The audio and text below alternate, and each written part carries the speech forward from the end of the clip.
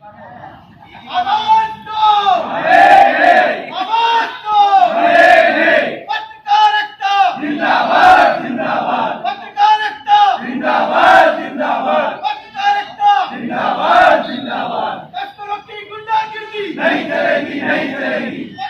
कस्तूरों की गुंडागिर्दी नहीं चलेगी, नहीं चलेगी। कस्तूरों की गुंडागिर्दी नहीं चलेगी, नहीं चलेगी। पत्रकारों पर झूठे मुकदमे बंद करो, बंद करो। पत्रकारों पर झूठे मुकदमे बंद करो, बंद करो। पत्रकारों में आक्रोश की जो है वो वाजिब उसकी वजह भी थी कि पत्रकारों में आक्रोश होना भी था, क्योंकि हमारे जो वरिष्ठ साथी हैं, पूर्व जो हमारे जिला प्रेस क्लब के अध्यक्ष हैं हरीश जी, उनके खिलाफ एक झूठा मुकदमा, वो भी तस्कर के कहने पे, जो तस्कर है जिसके ऊपर कई मुकदमे लगे हुए हैं, हाल ही में वो जेल से छूट करके भी आया है। वो अध्यक्ष, जनपद अध्यक्ष का बेटा जरूर हो सकता है, लेकिन उसके ऊपर तस्करी के आरोप भी हैं, जिसमें वो जेल में भी रहा है।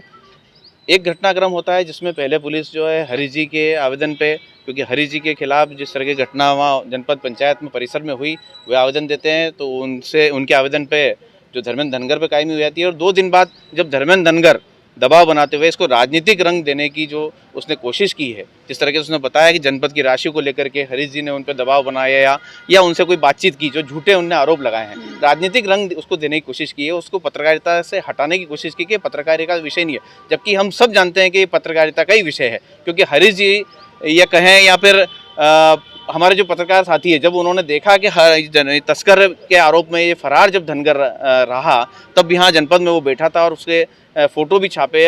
हरीश जी भी वहाँ मौके पे मौजूद थे और उसकी द्वेषता थी कहीं ना कहीं धर्मेंद्र की, कि हरीश जी ने ही इस तरह की खबरें फैलाई है।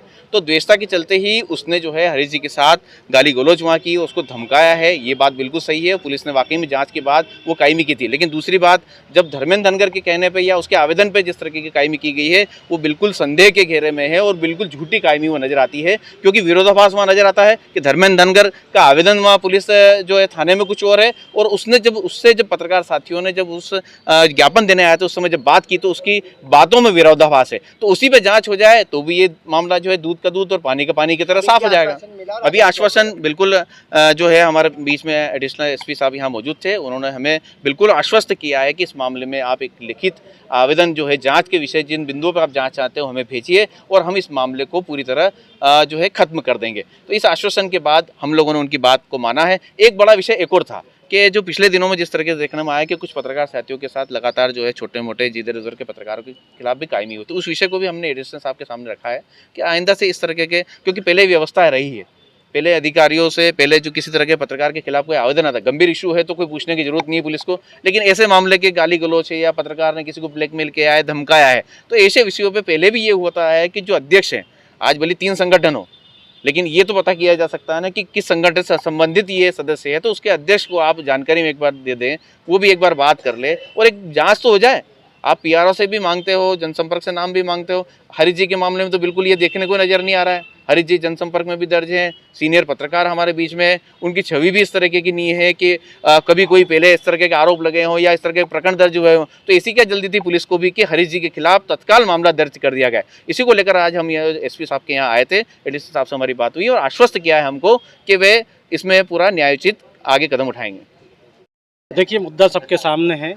हमारे साथी हरीश जी के ऊपर जिस तरीके से मुकदमा दर्ज किया गया वो तरीका गलत है।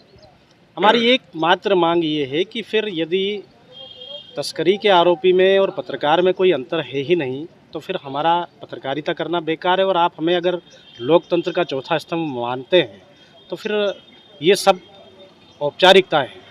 हम नहीं चाहते कि इस तरह की बातें हों। हम स्पष्ट चाहते हैं कि इस मामले में दूध का दूध और पानी का पानी हो। जो व्यक्ति सर्व समाज को एकत्रित करके यहाँ पे ज्ञापन देने आते हैं और ज्ञापन में ये मांग करते हैं कि हमारे ऊपर जो मुकदमा दर्ज हुआ उसे ख़त्म किया जाए, और आवेदन ये दिया जाता है कि हरीश अहीर ने हमको धमकाया, तो ये क्या पुलिस को भी सोचना चाहिए कम से कम, और एक जिम्मेदार पत्रकार को कम से कम जानकारी दे करके, पत्रकार संगठन को जानकारी दे करके पूछना चाहिए कि भाई इस तरह का आरोप है, आप लोगों का क्या कहना है।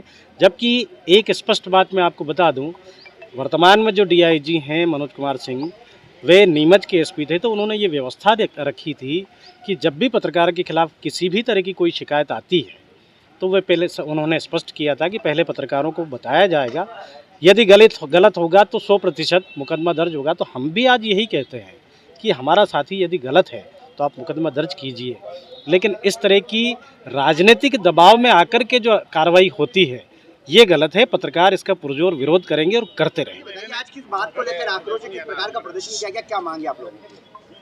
नीमच जिले का सारा पत्रकार वर्ग जो है आज यहाँ पर एसपी ऑफिस में इकट्ठा हुआ। उसके पहले एक मीटिंग कलेक्टर कार्यालय में की गई थी। जैसा कि सर्वविदित है कि हमारे पत्रकार साथी और पूर्व जिला प्रेस क्लब अध्यक्ष श्री हरीश जी अहीर के विरुद्ध हरीश जी अहीर को एक तस्करी के आरोपी धर्मेंद्र धनगर के द्वारा जो है जनपद कार्यालय में जो है धमकाया गया और जान से मारने की धमकी दी गई थी। यह आरोप लगाते हुए हरीश जी द्वारा जो है एक प्रकरण उनके खिलाफ दर्ज करवाया था।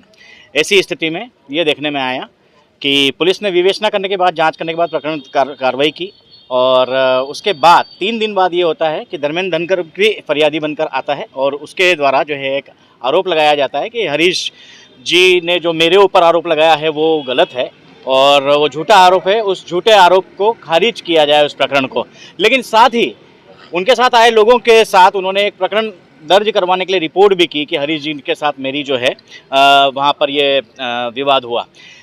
बाइट में उनका ये कहना था कि भाई मेरे तो रामा शामा हुई थी, कोई विवाद जैसी कोई बात ही नहीं थी। लेकिन थाने में जो लिखाई गई रिपोर्ट है उसमें ये उनका कहना था कि भाई मुझे जो गाली गलौज की और मुझसे जो है 10 लाख रुपए की जो है मांग विकास कार्यों को लेके की गई।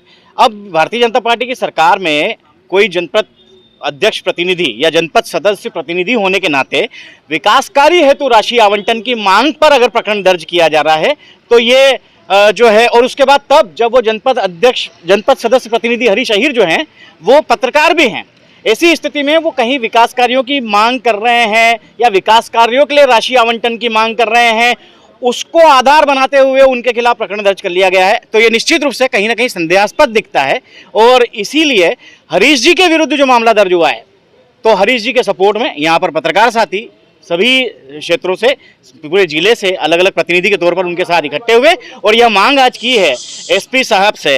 और नवल सिंह जी उनके प्रतिनिधि के तौर पर जो है यहाँ पे एडिशनल एसपी हाजिर हुए थे। उन्होंने कहा कि मैं इस मामले को दिखवाता हूँ और निष्पक्ष कार्रवाई की जाएगी। कपिल सिंह चौहान।